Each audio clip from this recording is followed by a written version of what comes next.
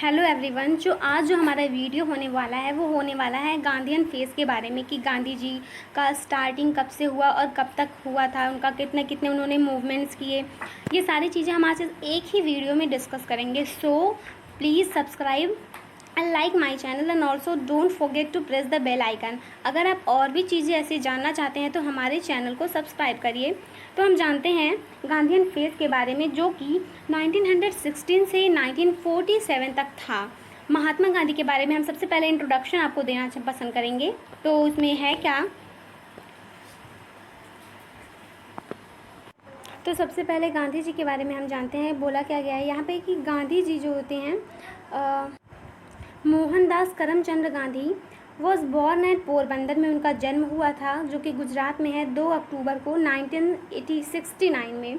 और उन्होंने अपनी पूरी स्टडी जो है लॉ की स्टडी की थी इंग्लैंड से, और वो इंडिया वापस आए थे कब, 1891 में। 1861 में उनका बर्थ हुआ था और 1891 में वो इंडिया वापस आए थे इंग्लैंड से पढ़ाई करके, किसकी, लॉ की। और अप्रैल 1893 में he went to South Africa. 1893 में वो साउथ अफ्रीका में चले गए थे और इन्वॉल्व हो गए थे स्ट्रगल्स में, जो कि अगेंस्ट द अपार्थाइड सिस्टम था। जनरली हम बताते हैं आपको कि अपार्थाइड सिस्टम होता क्या है। तो इसमें ये है कि अपार्थाइड सिस्टम जो होता है मेनली ये साउथ अफ्रीका में बहुत ही ज़्यादा स्टार्टिंग में होता रहा था कि apartheid system generally racial discrimination होता है। अपार्थाइड सिस्टम में हम ये देख सकते हैं कि अपार्थाइड सिस्टम में मेनली रेशियल डिस्क्रिमिनेशन होता है, किसके बेसिस पे, कलर्स के बेसिस पे। साउथ अफ्रीका में ऐसा था कि जो लोग होते थे वहाँ पे, काले लोग को बहुत ही जो आए हुए थे यूरोप से, जो आए हुए थे वहाँ पे ट्रेडर्स, वहाँ पे सेटल हो गए थे, और वहाँ के जो ब्लैक पीपल्स थे उनको उनके साथ बहुत ही डिस्क्रिमिनेशन करते थे। लाइक उन्हें कहीं भी जाने का अलाउ नहीं करते थे, और उन लोगों के लिए अलग टेम्पल्स होते थे, उनके साथ बहुत ही तरीके डिस्क्रिमिनेशन होते थे। लाइक उनके लिए मंदिर अलग होते थे, जहाँ वाइट लोग काम करते थे वहाँ ब्लैक को अलाउ नहीं किया जाता था, अगर किया भी जाता था तो उनकी परमिशंस के थ्रू। सो 1893 में गांधी जी अप्रैल में वो साउथ अफ्रीका गए और इन्वॉल्व हो गए, जो कि एक स्ट्रगल था अगेंस्ट द अपार्थाइड। अपार्थाइड वो सिस्टम था जो रेशियल डिस्क्रिमिनेशन करता था कलर्स के बेस पे, स्किन कलर के बेस पे। तो उसके अगेंस्ट वो स्ट्रगल में इन्वॉल्व हो गए थे। फाइनली वो इंडिया में कब आए थे, so finally he came to India in 1915। So this is the only main point. सो वो इंडिया आए थे 1950 में। उसके बाद then he involve in the Indian national movement. और 1915 में जब वो इंडिया आए थे उसके बाद से वो इन्वॉल्व हो गए थे, कब से, इंडियन नेशनल मूवमेंट में वो इन्वॉल्व हो गए थे। ओके, सो तब से वो इंडियन नेशनल मूवमेंट्स में उनका फर्स्ट जो मूवमेंट था वो था चंपारण सत्याग्रह, जो कि किया था उन्होंने 1917 में। फर्स्ट मूवमेंट उनका था चंपारण सत्याग्रह 1917 में। 1915 में वो इंडिया आए थे। उसके बाद 1917 में उन्होंने चंपारण मूवमेंट किया था, जिसमें कि उन्होंने फर्स्ट सिविल डिसोबीडियंस मूवमेंट भी किया था 19। तो गांधी जी वॉज रिक्वेस्टेड, जब वो आए थे इंडिया में तो गांधी जी जो हैं उनको रिक्वेस्ट किया था राजकुमार शुक्ला ने कि आए और चंपारण, जो कि बिहार में जो होती हैं, बिहार में जो चंपारण जो है वहाँ पे जो प्लांटर्स थे उनके साथ बहुत ही भेदभाव करते थे, जो ब्रिटिश हमारे कंट्री में रहते थे। तो उसी के लिए राजकुमार शुक्ला जी इनके बारे में बहुत सुना था, तो इनके पास आया, राजकुमार शुक्ला जी इनके पास आए। और इसमें यहाँ पे एक सिस्टम था उन लोगों का बनाया हुआ, जिसमें क्या होता था कि यूरोपियन प्लांटर्स काठिया सिस्टम होता था, जिसमें यूरोपियन प्लांटर्स जो हैं वो पीजेंट्स को फोर्स करते थे कि वो इंडिगो ग्रो करे 3/20 ऑफ देयर टोटल लैंड। अपनी टोटल 3/20 लैंड पे जो है सिर्फ और सिर्फ इंडिगो ग्रो करे जो वहाँ के पीजेंट हैं। और पीजेंट जनरली फोर्स किए जाते थे कि वो अपने मतलब कि इन सारी चीज़ों को सेल कर सके, जो वो प्रोड्यूस कर रहे हैं यूरोपियन को, जो यूरोपियन उसकी प्राइस ही फिक्स करेंगे, जिस अमाउंट में वो सेल करेंगे उसकी प्राइस यूरोपियन ही फिक्स करेंगे। तो इसीलिए जो है राजकुमार शुक्ला, चंपारण के लोग जो पीजेंट थे वो बहुत इन सब चीज़ों से परेशान थे, तो वो उनके पास। तो फाइनली हुआ क्या था यहाँ पे कि जब वो फिर गांधी जी को किसी तरह मना के राजकुमार शुक्ला जी ले गए, तो उन्होंने वहाँ के सिस्टम को देखा, तो उन्होंने डिसाइड किया कि यस, हम चंपारण के लोगों के लिए लड़ेंगे क्योंकि इनके साथ गलत हो रहा है। सो गांधी जी ने क्या किया कि बहुत ही ज़्यादा प्रयास किए। उन्होंने टिंकाठिया सिस्टम को अबॉलिश करने के लिए बोला। और पीजेंट्स जो थे, वहाँ के पीजेंट्स जो थे हैं, उन्होंने बोला कि यहाँ के पीजेंट्स को कंपनसेशन देने चाहिए जो कि उनके साथ इलीगल तरीके से लिया गया है, उनसे जो ड्यूज़ इलीगल तरीके से लिया गया है, तो उनको कंपनसेशन देना चाहिए। सो गांधी जी यहाँ पे won the first battle of civil disobedience movement in India by removing the tinkathia system. जब उन्होंने टिंकाठिया सिस्टम को रिमूव कर लिया तो इस वजह यहाँ पे हम देखते हैं कि यहाँ पे जो है अहमदाबाद मील स्ट्राइक हुआ था 1918 में। हम बहुत ही अच्छे तरीके से उसको अरेंज किया हुआ है हमने। 1915 में वो आए थे, देन 1917 में हमने देखा चंपारण मूवमेंट हुआ, एंड अहमदाबाद मील स्ट्राइक हुआ था 1918 में। सो फर्स्ट हंगर स्ट्राइक जो हुआ था, ये हुआ था ओके 1918 में। And to settle the disputes, उन्होंने डिस्प्यूट सेटल किया between the mill owner of the Ahmedabad and the worker discontinuation of the break bonus. तो गांधी जी जो थे, उन्होंने डिस्प्यूट्स को सॉल्व करने की कोशिश की, जो कि मील ऑनर्स जो थे अहमदाबाद के और वो वर्कर के साथ हो रहा था। वहाँ पे बहुत ही ज़्यादा यूजली अहमदाबाद में प्लेग आ गया था 1918 के टाइम पीरियड में। तो गांधी जी ने वर्कर्स को बोला कि जाइए आप लोग स्ट्राइक पे एंड डिमांड करिए कि 35% उनके वेजेस में इंक्रीज़ की जाए, क्योंकि जो मील ऑनर थे अहमदाबाद के, वो उनके साथ डिस्क्रिमिनेशंस कर रहे थे, उनको अच्छे तरीके से दे नहीं रहे थे, डिसकंटिन्यूशन हो रहा था, जिसकी वजह से वो बहुत ही ज़्यादा सफ़र कर रहे थे। सो हिंदर टू का फास्ट, तो सारे लोग वहाँ के जो लोग थे अंडर टू का fast on to a death, उन्होंने प्रण लिया कि हम तब तक मतलब कि भूखे रहेंगे जब तक हमारी मृत्यु नहीं जाती। एंड फाइनली जो मील ऑनर थे वो एग्री हो गए और उन्होंने 35% उनकी वेजेस को क्या कर दिया, इंक्रीज कर दिया। Oh shit. उसके बाद हम देख रहे हैं हमारा खेड़ा सत्याग्रह मूवमेंट। तो खेड़ा सत्याग्रह जो होता है वो भी हमारा 1918 में हुआ था। ये फर्स्ट नॉन कॉपरेशन मूवमेंट का वो था, एक तरीके से शुरुआत थी, समझ लीजिए कि। तो इन्होंने क्या देखा इसमें ये इन्होंने देखा था कि हाँ, because of the drought in 1918 में जो दौट पड़ी थी, the crop generally failed in the Kheda district of Gujarat के खेड़ा डिस्ट्रिक्ट में 1988 में सूखा पड़ा था, जिसकी वजह से सारी जो क्रॉप थी वो फेल हो गई थी खेड़ा की, ठीक है। सारी क्रॉप जो है वो खेड़ा की फेल हो गई थी। उसके बाद अकॉर्डिंग टू रेवेन्यू कोड के अकॉर्डिंग अगर जो यील्ड है उनकी मतलब कि वॉज लेस देन 1.4 है, then the normal produce, then farmers were entitled to remissions, तो फिर से वो रिमिशन कर सकते हैं। And authorities generally refuse to. और यहाँ पे प्रॉब्लम ये हुई थी कि अथॉरिटीज़ जो थी वहाँ की, उन्होंने रिफ्यूज़ कर दिया था कि वो उन्हें रिमिशन नहीं देंगी। तो गांधी जी ने जो है पीजेंट को सपोर्ट किया and asked them to withhold her revenue, और उन्होंने उनसे पूछा भी कि अपने वो क्या है रिवेन्यू को करें। Sardar Patel and Indulal Yagnik become the Gandhi follower के, गांधी जी के वो फॉलोवर थे, सरदार पटेल और इंदुलाल याग्निक जो हैं गांधी जी के फॉलोवर। और फाइनली हम देख रहे हैं उसके बाद हमारा क्या आ रहा है कि रॉलेट एक्ट क्या है। रॉलेट एक्ट आया था फिर कब, 1919 में। रॉलेट आया हमारा 1919 में। उसके बाद हमने क्या देखा कि 1970 में कॉमिटी जनरली सेट हुई थी अंडर द प्रेसिडेंट और ship of sir Sidney Rowlatt to look the militant nationalist activities को। 1970 में कमेटी सेट हुई थी, सर सिडनी रॉलेट ने उसको सेट किया था कि वो मिलिटेंट नेशनलिस्ट एक्टिविटीज़ को देखेंगे। इसी रिपोर्ट के बेस पे क्या हुआ था कि रॉलेट एक्ट जो थी हैं वो पास हुई थी 1919 में सेंट्रल लेजिस्लेटिव काउंसिल के थ्रू वो पास हुई थी। और कोई भी पर्सन उसमें ये हो गया था फिर रॉलेट एक्ट में कि कोई भी person, any person could be arrested on the basis of suspicions. कोई सी भी पर्सन को उठा के वो लोग अरेस्ट कर लेते हैं सस्पिशन के बेस पे, और उन्हें कोई भी अपील या पिटीशंस नहीं उनके ऊपर फाइल कर सकते थे सच अरेस्ट के लिए। और this law act was generally called black and it was widely opposed. ये जो रॉलेट एक्ट है यूजली क्या हुआ था कि 1919 में जनरली ये लॉ पास किया गया था सेंट्रल लेजिस्लेटिव काउंसिल ने। इसमें किसी को भी, किसी भी व्यक्ति को अरेस्ट कर लिया जाता था बिना कुछ फाइल के, बिना किसी के मतलब चीज़ के। तो इसी को हमें इसलिए उन्होंने ब्लैक एक्ट के नाम से पेश किया कि, और ये बहुत ही ज़्यादा अपोज की जाती थी लोगों के थ्रू, ठीक है।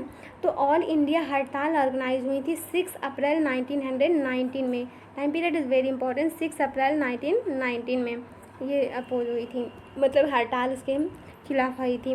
और 2 प्रोमिनेंट लीडर थे पंजाब के जो कि गांधी जी का साथ दे रहे थे, doctor Satyapal and doctor Saifuddin Kitchlew, और इन लोगों को भी अरेस्ट कर लिया गया था अमृतसर में। उसके बाद हम देखते हैं कि 1919 में हमारा एक और काम हुआ था जो कि था जलियांवाला बाग मैसाकर। ये तो बहुत ही इंपॉर्टेंट है, आप लोगों को ज़रूर पता होना चाहिए, क्योंकि जलियांवाला बाग मैसाकर जो होती है वो बहुत ही जाना माना केस है जो कि 13 अप्रैल 1919 को हुआ था। तो सबसे पहले इसकी स्टोरी जानते हैं कि क्या हुआ क्या था इस दिन। सो जनरली पंजाब में रॉलेट एक्ट जो था ये मेनली उसी के वजह से एक तरीके से वही एक कारण था इसका। सो हमने क्या देखा कि मतलब बहुत ही लोग वायलेंस सिचुएशंस को फेस कर रहे थे, तो गवर्नमेंट जो थी पंजाब की handed over the administration to the military authority. Government of Punjab ने सारी मतलब एडमिनिस्ट्रेशन पावर मिलिट्री अथॉरिटीज़ को दे दिया। उसके बाद यहाँ पे देखा गया कि उन्होंने क्या किया, गवर्नमेंट ऑफ पंजाब ने सारी पावर्स जो थी मिलिट्री अथॉरिटीज़ को दे दी, जो कि अंडर द जनरल डायर के अंडर में। मेनली हुआ क्या था कि 13 अप्रैल को बैसाखी डे हार्वेस्ट हुआ था जो कि हार्वेस्ट फेस्टिवल था। उस दिन a public meeting was generally organise at Jallianwala Bagh garden में। एक बड़ी पैमाने पे भीड़ इकट्ठा हुई और डायर जनरल डायर जो मिलिट्री क्या थे कि वहाँ की मिलिट्री अथॉरिटीज़ के मतलब उनके अंडर में थी। तो इन्होंने क्या किया कि Dyer march in and without any warning opened fire on the crowd. बिना किसी वार्निंग के ही उन्होंने भीड़ पे गोलियां चलवा दी। उसके बाद क्या हुआ कि according to the official report 379 people were killed. Official report जो आई थी उसके अकॉर्डिंग जो होती हैं 379 पीपल जो होते हैं 379 पीपल जो है मारे गए और 1137 पीपल जो होते हैं वो क्या हुए 1137 वाउंड हो गए थे इस घटना में।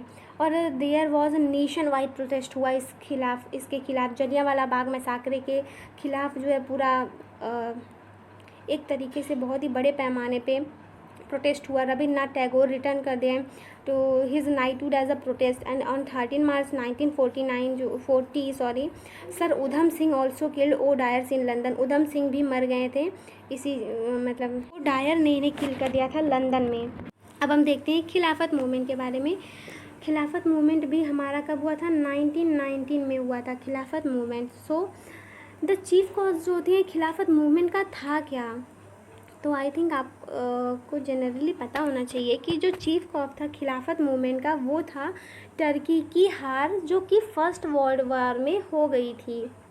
Okay, the harsh term of the treaty of the Sevres 1920 was generally felt by Muslim as a great insult to him. और जो टर्की की हार थी वो जो मुस्लिमों को बहुत ही ज़्यादा उनका खलीफा का गिर जाना, उनको मतलब कि बहुत ही ज़्यादा खलीफा जो एक उनके गॉड थे। देखो the whole movement was based on Muslim belief. ये मुस्लिम के बिलीफ के ऊपर बेस्ड था, मतलब कि जो खलीफा जो सुल्तान थे टर्की के was the religious head of Muslim all over the world. बहुत ही ज़्यादा फेमस थे मुस्लिम के एक गॉड के रूप में, मतलब कि पूरे दुनिया भर में। तो जब टर्की हार गया ये युद्ध, जब टर्की ये हार गया तो उन लोगों को बहुत ही ज़्यादा इंसल्ट फील हुई। तो मुस्लिम जो थे इंडिया में अपसेट हो गए थे ब्रिटिश के इस एटीट्यूड से जो कि टर्की के अगेंस्ट उन्होंने किया था एंड उन्होंने लॉन्च कर दिया खिलाफत मूवमेंट। इसमें मेन जो प्रोमिनेंट लीडर्स थे वो भाई थे। एक अली ब्रदर्स थे जिनको हम बोल सकते हैं मौलाना अबुल कलाम आज़ाद और M.A. अंसारी, सफुद्दीन किचलेऊ, ये लोग भी थे और अली ब्रदर्स भी थे उनके साथ, मतलब इस मूवमेंट में मेनली इन्वॉल्व थे। और Khilafat committee has been formed on, और खिलाफत कमेटी उन्होंने मिलकर फॉर्म की थी 19 अक्टूबर 1919 को। The whole country had observe the Khilafat day. और पूरे देश ने इस खिलाफत डे को क्या किया कि ऑब्जर्व किया बहुत ही बढ़िया तरीके से। महात्मा गांधी जो थे पर्टिकुलरली वो इंटरेस्ट अपना लाते थे हिंदू और मुस्लिम को एक साथ लाने में। Okay, to achieve the country independence, एक साथ ला के कि महात्मा गांधी का पॉइंट ऑफ व्यू यही था कि वो हिंदू और मुस्लिम दोनों को एक साथ ला के इस देश की आज़ादी को अचीव करें। और उन्होंने it merge with non cooperation movement launch by the, और ये हम ऐसा देख सकते हैं ये ऐसा जनरली हुआ था, मुस्लिम और हिंदू जब साथ आए थे जनरली नॉन कॉपरेशन मूवमेंट में हुआ था जो कि महात्मा गांधी के थ्रू हुआ था 1920 में। सो फाइनली हम अपने फेवरेट टॉपिक पे आ गए, तो मेरा बहुत ही फेवरेट टॉपिक है नॉन कॉपरेशन मूवमेंट्स। तो नॉन कॉपरेशन मूवमेंट पे हमने क्या देखना है कि नॉन कॉपरेशन मूवमेंट 1920 से 1922 तक चला था। इसमें ये था कि महात्मा गांधी ने अनाउंस कर दिया था कि जो उनका प्लान है to begin a non cooperation with, मतलब महात्मा गांधी का ये मानना था कि हमारे कंट्री में ब्रिटिश रह रहे हैं तो इसी वजह से रह रहे हैं क्योंकि हम उनको सपोर्ट कर रहे हैं। अगर हम ही उनके साथ कॉपरेट ना करें तो ज़रूर है कि वो छोड़ के जा सकते हैं, चांस है यहाँ पे। तो महात्मा गांधी ने अनाउंस किया अपने प्लान को कि हमें नॉन कोऑपरेशन मूवमेंट की शुरुआत करनी चाहिए as a sequel to Lahore attack, Jallianwala Bagh massacre and Khilafat movements. Okay, so it was approved by the Indian National Congress ने भी इसको अप्रूवल दे दिया नागपुर सेशन में, जो कि 1920 में हुआ था। तो programme of non cooperation movement generally था क्या कि वहाँ पे पीपल लोग जो थे वो, oh my God what's happening, हुआ क्या था यहाँ पे। तो हम यहाँ पे देख रहे हैं कि यहाँ पे रिजाइनेशन हो गया था, लोकल बॉडीज़ की मेंबरशिप नहीं करनी है, बायकट करना है, इलेक्शन को बायकट कर रहे थे, प्रोविजंस जितने भी थे 1919 एक्ट के उसको बायकट हो रहे थे। और यहाँ पे हम देखते बहुत ज़्यादा सारे लोग इन्वॉल्व थे इसमें, वुमेंस भी इन्वॉल्व थी, बायकट कर रहे थे, ये गवर्नमेंट फंक्शंस का जितने भी थे, और ये कोर्ट्स, गवर्नमेंट स्कूल, कॉलेजेस सबका बायकट कर रहे थे। इन्होंने जो फॉरेन गुड्स थे उनको जला दिया था और अपने खुद के गुड्स बना रहे थे। इससे एक फ़ायदा ये भी था कि उनका बहुत ही प्रॉफिट हो रहा था। और इन्होंने ये काम और क्या था कि इस्टेब्लिश किया उन्होंने नेशनल स्कूल को, कॉलेजेस को और प्राइवेट पंचायत कोर्ट को। तो इससे हमारी कंट्री का बहुत ही फ़ायदा भी हो रहा था। बट एक नुकसान हो रहा था कि खादी के जो कपड़े थे वो बहुत ही महंगे पड़ रहे थे लोगों को। पॉपुलराइजिंग द स्वदेशी गुड्स एंड खादी, ये मेनली क्या कर रहा था, पॉपुलराइज कर रहा था स्वदेशी गुड्स और खादी को प्रमोट कर रहा था। इसका एक फ़ायदा ये भी देखा, हमें यूनिटी देखने को मिली थी, जनरली हमें यूनिटी देखने को मिली थी किसके बीच में, हिंदू एंड मुस्लिम्स के बीच में। और ये भी देखने को मिला था हाँ हमारे कंट्री में जो होती हैं की यूनिटी है।